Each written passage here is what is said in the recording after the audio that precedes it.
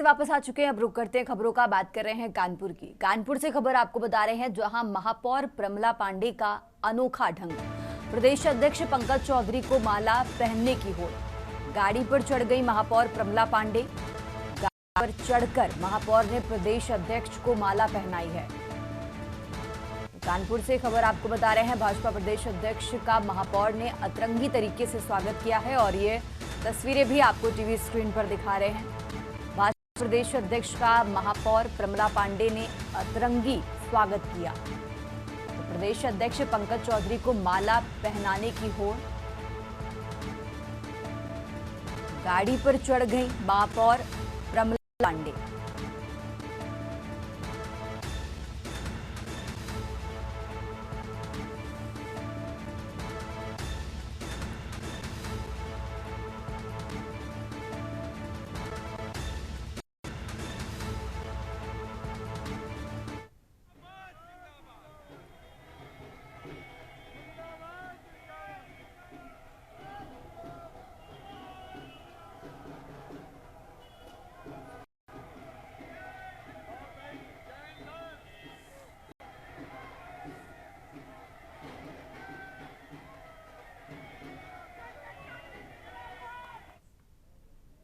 आगे बढ़ते हैं खबरों में, बात हैं कानपुर की, जहां दो गैराज संचालकों के बीच जमकर मारपीट हुई है। आपसी विवाद ने हिंसक रूप लिया है। सरेआम लात घूंसे चले हैं और इस मारपीट का वीडियो भी सोशल मीडिया पर वायरल हुआ है। कानपुर से खबर आपको बता रहे हैं, जहां वीडियो वायरल होते ही पुलिस महकमे में हड़कंप मचा। मामले की जांच में पुलिस जुटी है। पनकी थाना पुलिस मामले की जांच पड़ताल में जुटी। ये वीडियो पनकी थाना क्षेत्र का बताया जा रहा है और पुलिस का दावा है कि दोषियों पर सख्त कार्रवाई होगी। तो पूरा मामला थाना क्षेत्र अंतर्गत का बताया जा रहा है। कानपुर से आपको बता रहे हैं, जहां इस मारपीट का वीडियो सोशल मीडिया पर वायरल हुआ और पुलिस का दावा है कि दोषियों पर सख्त कार्रवाई होगी। पनकी क्षेत्र अंतर्गत ये पूरा मामला आपको बता रहे हैं, जहां फिलहाल पुलिस मामले की जांच पड़ताल में जुटी।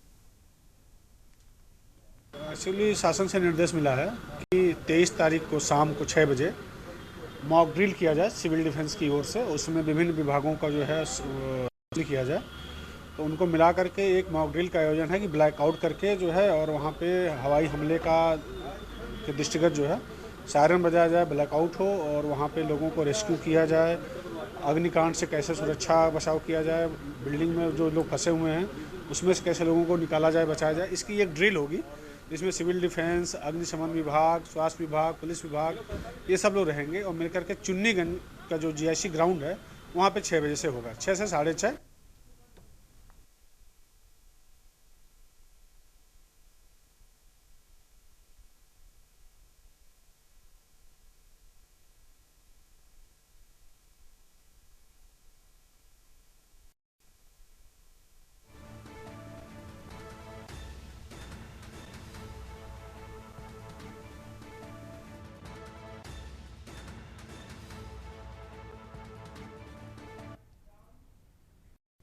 और आगे बढ़ते हैं खबरों में। शासन के निर्देश पर 23 जनवरी को शहर में मॉक ड्रिल और ब्लैकआउट किया जाएगा। मॉक ड्रिल के लिए चुन्नीगंज का क्षेत्र चुना गया है, जहां पर शाम को करीब 6 बजे से लेकर 6:30 तक मॉक ड्रिल होगी।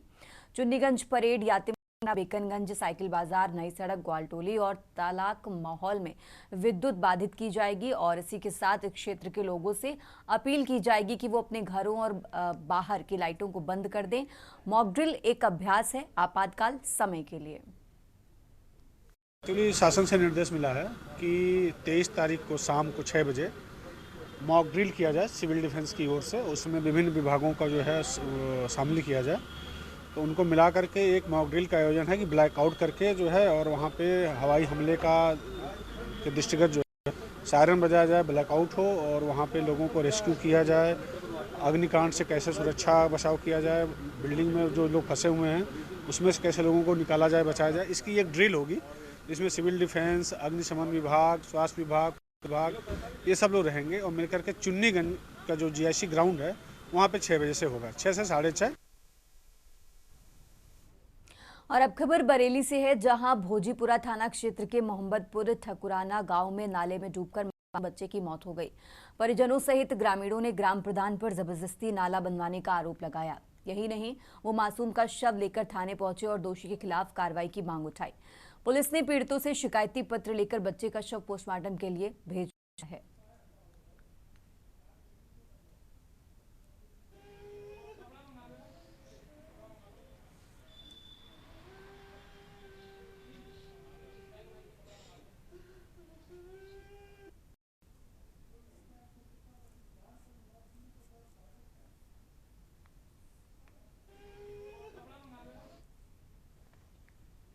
और अब खबर बलिया से है, जहां लेखपाल भर्ती में आवेदन करने के लिए गोंड जाति के अनुसूचित जनजाति प्रमाण पत्र जारी करने की मांग को लेकर युवाओं ने डीएम कार्यालय में प्रदर्शन किया। प्रदर्शनकारियों ने दावा किया कि संशोधित अधिनियम 2002 में गोंड जाति के अनुसूचित जनजाति के रूप में मान्यता दी गई है। इसके बावजूद अनुसूचित जनजाति पत्र जारी कराने के लिए महीनों से तहसील के चक्कर लगाना बेनतीजा साबित हो रहा है। उन्होंने दावा किया कि तहसीलदार कार्यालय में ऑफलाइन आवेदन जमा है, जबकि ऑनलाइन आवेदन को बार बार अस्वीकृत किया जा रहा है। प्रदर्शनकारियों ने दावा किया कि पूर्व में बुजुर्गों को अनुसूचित जनजाति का प्रमाण पत्र जारी होता रहा है। प्रदर्शनकारियों के बीच पहुंचकर डीएम ने उनकी बात सुनी।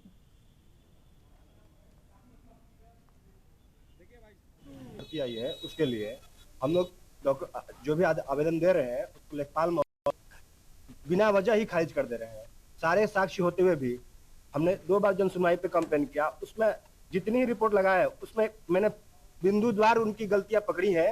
लेखपाल महोदय को, डीएम साहब को भी आवेदन दिया है और डीएम साहब ये कह रहे हैं कि बन जाएगा, पर लेखपाल अपनी मर्जी से वो काट दे रहे हैं। की मांगे बस इतना ही है कि हम लोग का जाति प्रमाण पत्र मिल जाए और पुलिस में लेखपाल भर्ती आई है, जाति प्रमाण पत्र जारी कर दिया जाए, जिसमें पुलिस की भर्ती 647 सीटें और लेखपाल की भर्ती 160 सीटें, जो कि हम लोग का प्रमाण पत्र जारी नहीं हो पा रहा है। कैसा प्रमाण? गोड़ का जाति प्रमाण पत्र गोड़ का, जिसमें 20 तारीख को जाति प्रमाण पत्र 20 जारी भी हुए हैं। बोलो किस आधार पे हुई हम लोग को नहीं पता। और अब खबर कानपुर से है, जहां भाजपा प्रदेश अध्यक्ष पंकज चौधरी का पहले महानगर आगमन पर पार्टी के जनप्रतिनिधि, पदाधिकारियों और कार्यकर्ताओं ने पलक पांवड़ी बिछाकर भव्य स्वागत किया। महानगर में जाजमऊ से प्रवेश करते हुए शुरू हुआ स्वागत का सिलसिला बराबर उत्साह के साथ यूनिवर्सिटी तक लगातार जारी रहा। इस दौरान उनके रूट में शामिल सड़कों पर रोड शो जैसा नजारा बना रहा। रूट के सभी चौराहों, तिराहों सहित अन्य प्रमुख स्थानों पर भाजपा के विधायक से लेकर आम कार्यकर्ता तक हाथों में फूलमालाएं लेकर स्वागत के लिए प्रतीक्षारत दिखाई दिए। कैंट चौराहे पर पूर्व विधायक रघुनंदन सिंह भदौरिया अपने कार्यकर्ताओं के साथ स्वागत करने पहुंचे। पूर्व विधायक के साथ स्वागत करने वालों में शामिल किन्नर लोगों के आकर्षण का केंद्र भी रहे। मैं अभी जाजमऊ गंगा पुल पार से लेके आ रहा हूँ। 50,000 की संख्या लोग स्वागत कर रहे हैं। कम से कम 60-70 पॉइंट बने हैं। हमारी छावनी विधानसभा में ही 12 पॉइंट लगभग बने हैं। हर खंबे पे मैंने होल्डिंग लगवाई है, हर खंबे पे हमने झंडा लगाया है और हमारे यहाँ का जितना कार्यकर्ता है, छोटा बड़ा, जो हमारे बड़े नेता हैं, सबने अपना अपना काम किया है। सबका योगदान है। ये बिल्कुल उस तरह से योगदान है जैसे लंका में सीता माँ को बचाने के लिए समुद्र पर पुल बनाने काम हुआ था और उसमें बड़े बड़े रीछ बानर जब बड़े बड़े पहाड़ पत्थर और पेड़ डाल रहे थे, उसी में गिलहरी जैसी पानी में कूद कर और बालू के गड्ढे मूद रही थी। इसी तरह से इतना बड़ा स्वागत आज ये 27 में योगी जी को आना है। हमको इतना अच्छा लग रहा है कि हम बता नहीं सकते। आज हमारे कंटोनमेंट बोर्ड ऑफिस के चौराहे पे कटेरी बाग के पास हमारे पंकज चौधरी जी का आगमन हो रहा है और हम लोग बहुत स्वागत से उनका स्वागत करने के लिए खड़े हैं और बहुत सी हमारी जनता आई है उनका स्वागत के लिए। इतना भीड़ भक्कड़ मचा पड़ा है, हम लोग को बड़ी खुशी हो रही है और हमारा यही कहना है कि जैसे तैसे इनका स्वागत करा जाए, फूलों से करा जाए, हारों से करा जाए और जैसे तैसे वो आए, उनके आगमन के लिए कोई कमी ना होनी चाहिए। चौधरी कानपुर पहुंच गए, जो कार्यकर्ता है लगातार स्वागत कर रहे हैं। आपको दिखा दे, मैं खड़ा हूं समय कैंट में, जो भाजपा प्रदेश अध्यक्ष है वो कानपुर पहुंच गए। जो कार्यकर्ता है जोरदार उनका स्वागत कर रहे हैं। मैं अपने कैमरा मैन से कहूंगा दिखाइए जरा, पंकज चौधरी पहुंच चुके हैं। जो कार्यकर्ता उनका लगातार स्वागत कर रहे हैं, जिंदाबाद के नारे लग रहे हैं। कानपुर में इनका बहुत बड़ा रोड शो चल रहा है। लगातार जो पंकज चौधरी के कार्यकर्ता है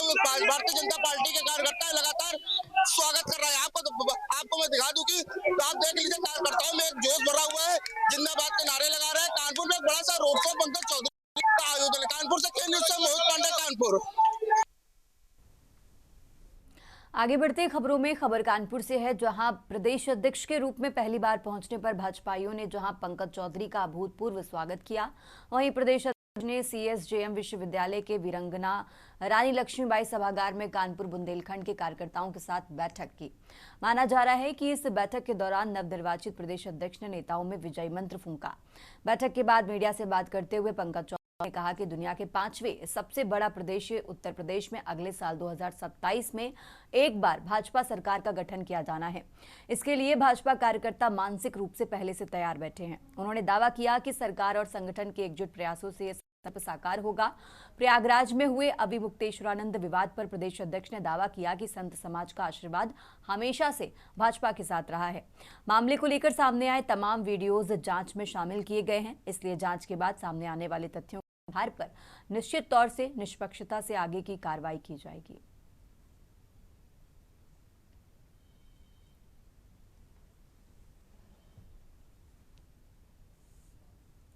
साथियों, 14 दिसंबर को मैं उत्तर प्रदेश का प्रदेश अध्यक्ष नियुक्त हुआ और उसके बाद करीब 5-7 दिन मेरा पार्लियामेंट चलता रहा। इसके नाते वहां पे और मैंने ब्रज से यात्रा शुरू किया, पश्चिम गया, पश्चिम से फिर गोरखपुर से काशी, अवध और आगे मेरा जो भारतीय जनता पार्टी का क्षेत्र होता है वो कानपुर क्षेत्र में आज मैं यहाँ आया और निश्चित तौर से यहाँ पर जिस प्रकार का कार्यकर्ताओं ने उत्साह दिखाया और जो स्वागत किया उसके लिए मैं बहुत ही अद्भुत हूँ और मैं सभी कार्यकर्ताओं को बहुत बहुत धन्यवाद। और अब खबर हरदोई से है, जहां फूलबेहटा गांव निवासी महिला मीरा ने एसपी कार्यालय गेट पर अपने ऊपर पेट्रोल उड़ेलकर आत्महत्या करने का प्रयास किया। हालांकि ड्यूटी पर तैनात पुलिसकर्मियों ने तत्परता दिखाते हुए महिला को सुरक्षित बचा लिया। के निर्देश पर पुलिस ने महिला को आत्मदाह करने के लिए उकसाने वालों को चिन्हित करना शुरू कर दिया। पीड़ित महिला ने संपूर्ण समाधान दिवस में दबंग भूमाफियाओं की शिकायत की थी, जिस पर जांच के जारी आदेश पर कार्रवाई जारी है। इसके बावजूद महिला ने अचानक आत्मदाह की कोशिश की। एसपी अशोक मीना ने बताया कि पीड़ित महिला को शीघ्र ही न्याय दिलाया जाएगा।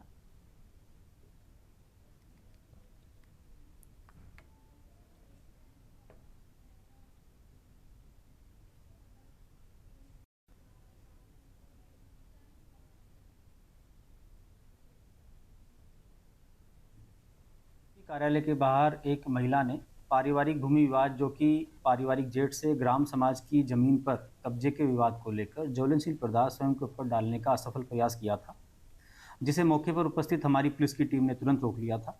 महिला पूर्ण तरह सुरक्षित है। महिला के प्रकरण का पहले से ही संज्ञान लिया जा चुका था और उन्हें समाधान दिवस पर राजस्व और पुलिस की संयुक्त टीम द्वारा समस्या का समाधान करने तो अवगत कराया गया था। जाँच में उकसाने वालों की भी पहचान हो रही है और उनके खिलाफ सख्त कार्रवाई की जा रही है। हम हर पीड़ित की सुरक्षा और शांति सुनिश्चित करने के लिए प्रतिबद्ध हैं। धन्यवाद।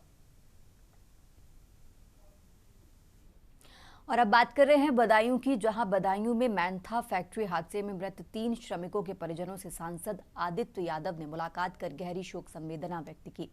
उन्होंने पीड़ित परिवारों को न्याय दिलाने का भरोसा देते हुए प्रशासन, पुलिस और सरकार पर गंभीर आरोप लगाए। आदित्य यादव ने कहा कि मिलीभगत के चलते पीड़ितों की आवाज दबाई जा रही है। उन्होंने मृतक परिवारों को तत्काल आर्थिक सहायता देने और हादसे की निष्पक्ष जांच के लिए एसआईटी गठित करने की मांग की है। साथ ही चेतावनी दी है कि यदि न्याय नहीं मिला तो सड़क से सदन तक संघर्ष किया जाएगा।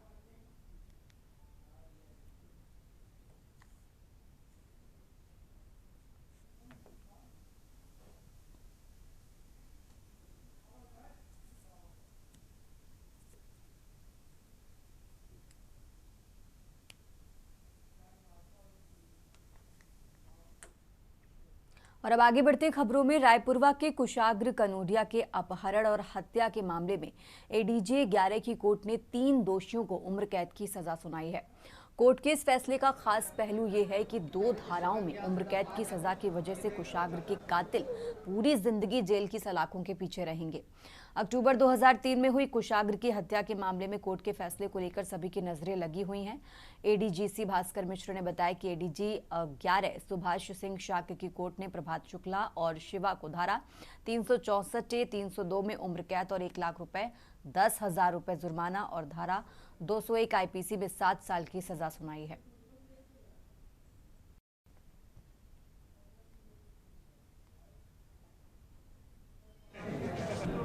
अधूरा न्याय।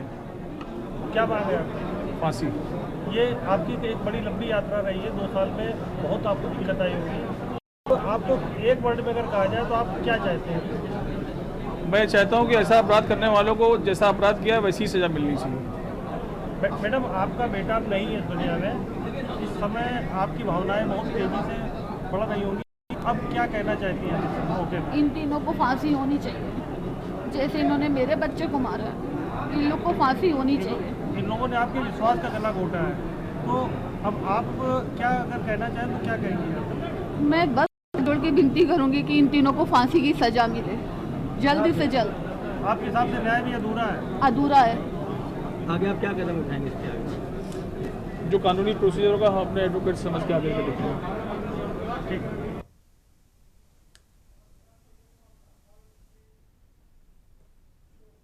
और अब खबर लखनऊ से है, जहां योगी सरकार की महत्वपूर्ण योजना गोवंश संरक्षण के तहत प्रदेश में गौशालाओं का निर्माण लगातार बड़े पैमाने पर किया जा रहा है। पशुधन मंत्री धर्मपाल सिंह ने 18 और बृहद गौशाला संरक्षण केंद्रों का लोकार्पण किया। अलग अलग क्षेत्रों में बने गौशाला केंद्रों के निर्माण एजेंसियों के अधिकारी और मुख्य पशु चिकित्सा विभाग वर्चुअल माध्यम से जुड़े। विभागीय मंत्री धर्मपाल सिंह ने कहा कि प्रदेश में गौ संरक्षण केंद्रों को बेहतर तरीके से संचालित किया जाए। उन्होंने कहा कि निराश्रित गोवंश की मृत्यु न हो, उन्हें उचित इलाज और भोजन उपलब्ध कराया जाए।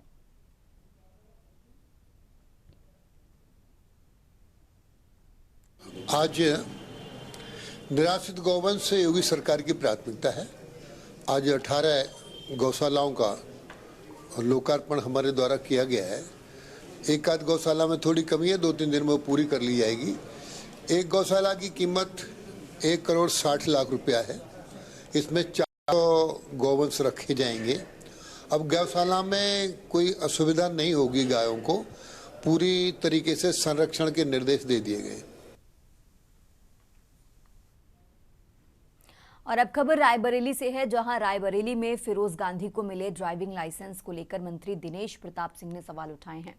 उन्होंने कहा कि ड्राइविंग लाइसेंस की वैधता की जांच होनी चाहिए और व्यक्ति से ये पूछा जाना चाहिए कि उसे लाइसेंस कहां से मिला।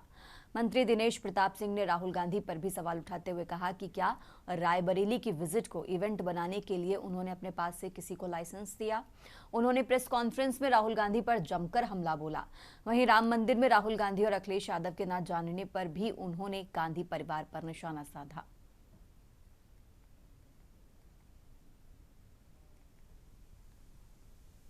देखिए, राहुल गांधी जी एक शिक्षित बेरोजगार, राजनीतिक बेरोजगार व्यक्ति हैं। वो आज की तारीख में दिशा न पाने के कारण विक्षिप्त टाइप से उनका कुछ ऐसा ही होता है।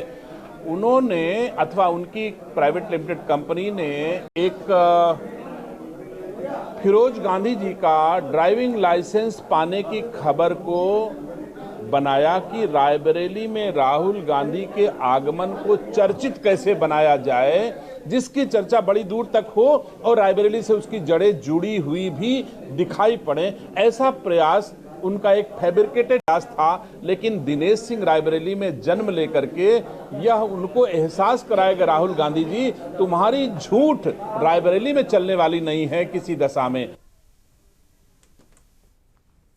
और अब खबर आगरा से है, जहां आगरा में आयोजित विराट हिंदू सभा में पहुंचे प्रसिद्ध कथावाचक ठाकुर देवकी नंदन महाराज ने हिंदुओं से एकजुट रहने की अपील की है। उन्होंने कहा कि कुछ लोग समाज को बांटने और आपस में लड़ाने की कोशिश कर रहे हैं। ऐसे में सभी हिंदुओं को मतभेद भूलकर एकजुट होना चाहिए। शंकराचार्य अविमुक्तेश्वरानंद से जुड़े मामले पर प्रतिक्रिया देते हुए देवकी नंदन महाराज ने कहा कि लिए दोनों ही पक्ष अपने हैं और वो अपना अदना शिष्य होने के नाते इस विषय पर कुछ भी कहने स्वयं को अक्षम मानते हैं। उन्होंने अपनी राय रखते हुए कहा कि इस पूरे मामले में दोनों पक्षों को संयम बरतना चाहिए। ये उसने हरकत चलाना कह रहे थे, ये नहीं बोल रहा है, ये नहीं बोल रहा है, हर जगह बोलता है। मैं आपको बता दूं, बहुत सारी ऐसी होती हैं जहां संकट होता है और धर्म संकट में उस समय दोनों अपने हैं। एक तरफ तो शंकराचार्य भगवान, मेरे जैसा तुच्छ प्राणी क्या बोलेगा उनके लिए, मेरे जैसा तुच्छ क्या बोलेगा। दूसरी तरफ वो लोग भी हैं जो इतनी बहुत बड़ी संख्या में जो आए हुए स्नान के लिए लोग हैं, उनकी चिंता कर रहे हैं। तो मेरे लिए धर्म संकट है, पर मैं इतना जरूर कहना चाहूंगा कि ऐसी सिचुएशन को बढ़ाना नहीं चाहिए। उत्तर प्रदेश की खबरों में फिलहाल इतना ही। आप देखते रहिए के न्यूज़ इंडिया।